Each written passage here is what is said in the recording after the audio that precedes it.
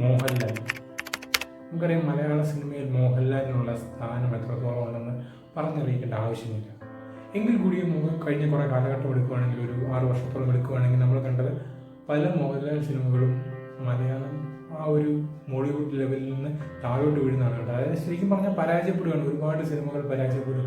ഒരുപാട് സിനിമകളെന്നല്ല, മെജോറിറ്റി സിനിമകളും പരാജയപ്പെടുന്ന കാഴ്ചയാണ് നമ്മൾ കണ്ടത്. എന്നാൽ അതിനകത്ത് കൂടെ കുറച്ചുകൂടെ ഒരു നേരെന്ന് പറഞ്ഞ സിനിമയാണ് കുറച്ചുകൂടി ഒരു ബോക്സ് ഓഫീസ് കളക്ഷൻ കിട്ടിയത്. ഞാൻ പറയുന്നത് ലൂസിഫറിന് ശേഷമുള്ള കോവിഡിന് ശേഷമുള്ള ഒരു കാലഘട്ടമാണ് പറയുന്നത്. പക്ഷേ എന്നിരുന്നാൽ കൂടിയും മോഹൻലാൽ എന്ന് പറഞ്ഞൊരു മഹാപ്രതിഭ മലയാള സിനിമയിൽ നൽകിയ സംഭാവനകൾ എത്രത്തോളമാണ് പ്രത്യേകിച്ച് പറയേണ്ട ആവശ്യമില്ല. ഇപ്പോഴിതാ മോഹൻലാലിൻ്റെ 2 ക്ലാസിക് സിനിമകൾ 4K റീ റിലീസിന് ഒരുങ്ങുകയാണ്. അപ്പോൾ മലയാളത്തിലെ സ്വന്തം മോഹൻലാലിൻ്റെ ഈ വിൻറ്റേജ് സിനിമകൾക്ക് ഇത്ര ഡിമാൻഡാണ്. നമ്മുടെ മലയക്കോട്ടെ ബാലനകത്ത് മലയാളത്തിൻ്റെ സ്വന്തം മോഹൻലാൽ എന്ന് പറഞ്ഞ ടൈറ്റിലായിട്ട് വന്നിരിക്കുന്നത്. കംപ്ലീറ്റ് ആക്ടറല്ല, മലയാളത്തിൻ്റെ സ്വന്തം മോഹൻലാൽ എന്ന ടൈറ്റിലായിട്ട്. അപ്പോൾ ആ ഒരു മലയാളത്തിൻ്റെ സ്വന്തം മോഹൻലാൽ എന്ന് പറഞ്ഞ ടൈറ്റിൽ ശരിക്കും പറഞ്ഞാൽ കറക്റ്റ് ആപ്റ്റായിട്ടുള്ള വ്യക്തിയാണ് മോഹൻലാൽ എന്ന് പറയുന്നത്. നമുക്കറിയാം മോഹൻലാലിൻ്റെ 2 സിനിമകൾ ഈ വരുന്ന ജൂലൈ നമ്മുടെ ദേവദൂതൻ എന്ന് പറഞ്ഞ സിനിമയും ഓഗസ്റ്റിന് നമ്മുടെ മണിച്ചിത്രത്താഴ് എന്ന് പറഞ്ഞ സിനിമയും 4K റീ റിലീസിന് ഒരുങ്ങിയാണ്.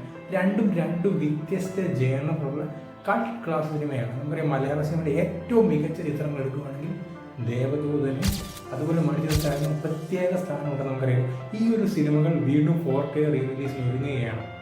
എന്തുകൊണ്ടാണ് മോഹൻലാലിൻ്റെ ഈ വിൻറ്റേജ് സിനിമകൾക്ക് ഇത്ര ഡിമാൻഡ്? നമുക്കറിയാം കഴിഞ്ഞ കൊല്ലം ഫെബ്രുവരി 9-ാം തീയതി സ്പടികം എന്ന് പറഞ്ഞ സിനിമ 4K റീ റിലീസ് ചെയ്തു വമ്പിച്ച കളക്ഷനാണ് നേടിയത്.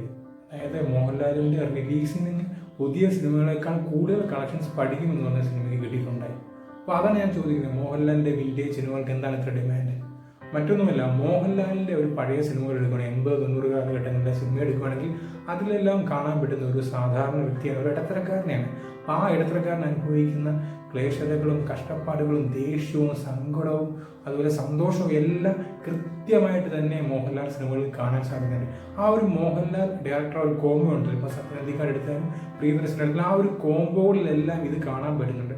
ഇപ്പം നിങ്ങൾ പറയുന്നത് ഇത് കേൾക്കുമ്പോൾ വിചാരിക്കും എന്താ മമ്മൂട്ടി സിനിമകളൊന്നും ഇല്ല, അല്ലെങ്കിൽ മറ്റു അഭിനേതാക്കളുടെ സിനിമകളൊന്നും ഇല്ല. എല്ലാവരുടെയും സിനിമകളുണ്ട്. മമ്മൂക്കയുടെ സിനിമ എടുത്തു നോക്കിയാലും ഒരുപാട് സിനിമകളുണ്ട്.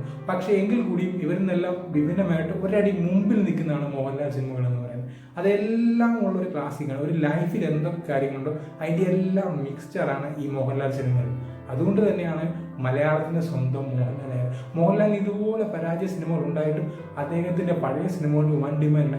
എല്ലാ മോഹൻലാലിൻ്റെ ഫോട്ടോ വരുമ്പോഴും അല്ലെങ്കിൽ ഒരു പോസ്റ്റ് വരുമ്പോഴും അതിൽ കമൻറ്റ് ചെയ്യുന്ന മലയാളത്തിൻ്റെ ഇഷ്ടം പോലെ സംഭാവനയാണ് അദ്ദേഹം നൽകി. ഈ കഴിഞ്ഞ കാലഘട്ടത്തിൽ അദ്ദേഹം മാക്സിമം ഇൻപുട്ട് നമുക്ക് മലയാള സിനിമയ്ക്ക് ഉണ്ട്. അതും പല വ്യത്യസ്ത ജേണറുണ്ട്. അതുകൊണ്ട് തന്നെയാണ് ഈ സിനിമകൾക്ക് എത്ര ഡിമാൻഡ് എന്ന് പറയുന്നത്.